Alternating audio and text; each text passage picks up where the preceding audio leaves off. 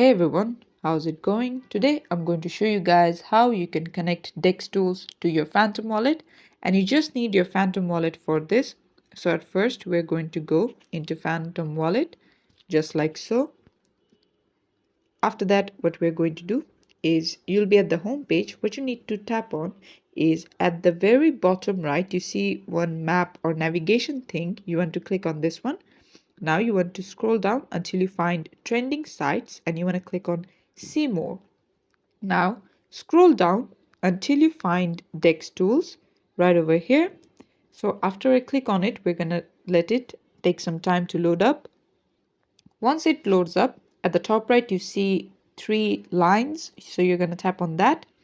Now scroll down until you find something called connect. So we're going to click on connect, and then we're going to click on connect one more time, and then we're going to select Phantom, and then it's asking you which account. So once I click on it, as you can see, wallet connected, and you can even verify your wallet, things like that. But let's say you want to verify your wallet and you have to confirm all of these things. And this is it for the video. Thanks for watching. Please leave a like and subscribe for more tutorials like this, and I'll see you guys in the next one.